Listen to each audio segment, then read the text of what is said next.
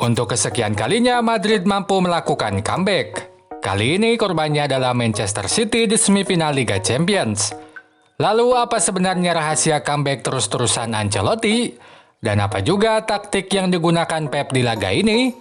Bila kamu ingin tahu jawabannya, tonton terus video ini. Ancelotti melakukan perubahan formasi ke 4-2-3-1. Di jantung pertahanan, Alaba harus absen sehingga posisinya diisi Nacho. Toni Kroos dan Casemiro dimainkan sebagai gelandang tengah sementara Modric sebagai gelandang serang. Kemudian Vinicius tetap di sayap kiri dan Benzema sebagai ujung tombak. Pep tetap gunakan formasi andalan 4-3-3. Komposisi pemainnya lebih lengkap dibandingkan leg pertama. Walker dan Cancelo sudah ada di line up sebagai bek kanan dan kiri. De Bruyne dan Bernardo Silva mengisi posisi gelandang tengah. Sementara Jesus yang sedang on fire tetap dipercaya Pep mengisi lini depan.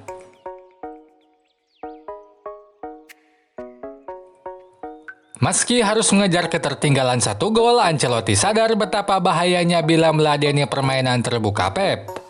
Untuk itu, di babak pertama, Ancelotti bermain tanpa mengambil resiko tinggi. Ia meminta anak asuhnya untuk bertahan tidak terlalu agresif. Pemain Madrid pun dominan merapatkan posisi ke pertahanan saat lawan mulai kuasai bola. Misalnya pada cuplikan ini, Bernardo Silva dibiarkan leluasa menguasai bola tanpa ada yang melakukan pressing.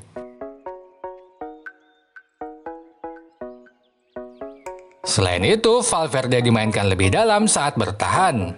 Ia lebih cepat berposisi sejajar dengan gelandang saat lawan mulai kuasai bola. Misalnya pada gambar ini, terlihat Valverde bermain lebih dalam ke pertahanan. Nah, hal tersebut berkebalikan dengan Vinicius yang justru lebih lama untuk mundur ke lini tengah. Itu dilakukan karena Vinicius disiapkan untuk menerima umpan langsung saat bola tiba-tiba direbut, sehingga serangan kilat khas Madrid bisa dilakukan. Saat di pertahanan sendiri, barulah Madrid menunjukkan agresivitasnya.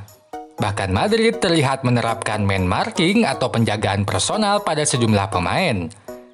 Casemiro dan Toni Kroos terlihat menjaga dua playmaker City, De Bruyne dan Silva kemanapun mereka pergi. Contohnya pada cuplikan ini. Casemiro dan Toni Kroos mengikuti kemanapun kedua gelandang City pergi.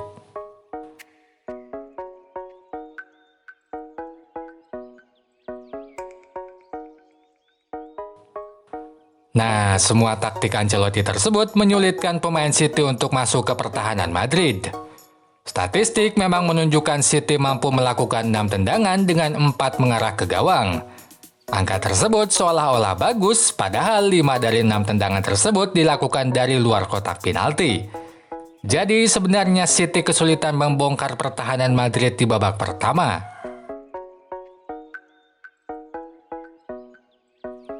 Memasuki babak kedua, Ancelotti sadar waktu terus berjalan tetapi mereka masih tertinggal agregat 1 gol. Maka Madrid mulai bermain agresif dengan segera berusaha merebut bola dari lawan. Misalnya pada gambar ini, pemain Madrid berusaha merebut bola saat kiper atau bek lawan mulai menguasainya. Situasi ini pun dimanfaatkan dengan baik oleh Pep. Ia menyadari pressing Madrid meningkat dan lebih banyak ruang terbuka di lini tengah dan pertahanan. Maka ia memasukkan playmaker baru Gundogan untuk menggantikan De Bruyne yang kelelahan. Hasilnya terlihat jelas pada gol pertama. Sejumlah pemain mempressing ketat Gundogan yang berakibat dengan ruang kosong di lini tengah. Silva yang ada di ruang kosong tersebut dengan leluasa menerima dan menggiring bola ke pertahanan Madrid. Nah, gol City ini bukan semata-mata karena pemanfaatan pressing tinggi Madrid saja, tetapi juga karena pakem taktik Pep.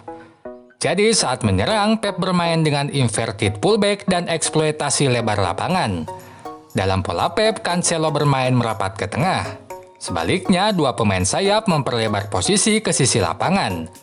Jadi munculnya Mahrez dari sisi lapangan merupakan pakem yang ia lakukan dalam permainan City.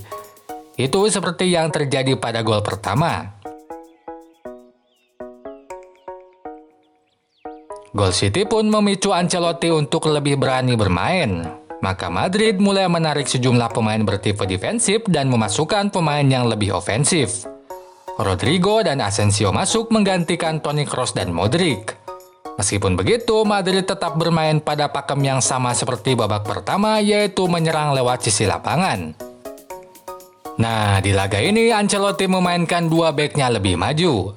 Bila biasanya hanya Mendy yang dominan maju, kini Carvajal pun sama. Sebagai gantinya, Casemiro dan Toni Kroos bermain lebih dalam untuk membantu pertahanan. Misalnya pada gambar ini, Casemiro dan Toni Kroos bermain lebih dalam bersama dua bek tengah. Heatmap berikut pun menunjukkan arah serangan Madrid yang memanfaatkan sisi lapangan. Terlihat hanya sisi kanan dan kiri yang berwarna hijau karena bola banyak dialirkan kedua sisi tersebut. Saat bola diumpankan kedua sisi tersebut, Carvajal dan Mendy akan ada di kedua sisi. Contohnya pada gambar ini, Carvajal dan Mendy ada di depan kanan dan kiri. Maka tidak heran crossing menjadi andalan Madrid saat menyerang. Dengan memanfaatkan positioning Benzema, Madrid mampu mengancam gawang City lewat crossing-crossingnya. Sebagai contoh, cermatilah cuplikan ini. Umpan Carvajal hampir saja dikonversi Benzema menjadi gol. Contoh lainnya pada gol pertama dan kedua Madrid. Kedua gol tersebut diawali dari crossing dari sisi lapangan. Sepak bola bukan hanya tentang taktik, skill, dan kolektivitas saja, tetapi juga ada mental. Mentalitas yang baik akan membuat individu atau tim mengeluarkan kemampuan terbaiknya dan menerjemahkan taktik dengan maksimal. Nah, itulah yang dimiliki Madrid musim ini. Mentalitas baja mereka mampu membuat mereka kembali berulang kali. Tidak hanya kali ini saja, mereka sudah mengulanginya berulang kali seperti saat lawan PSG, Chelsea, dan Sevilla. Tentu saja mentalitas ini tidak datang sendiri dari pemain, tetapi ditanamkan pelatih lewat instruksi dan pembiasaan. Oke sobat semua, dapat disimpulkan mentalitas baja Madrid kembali terbukti.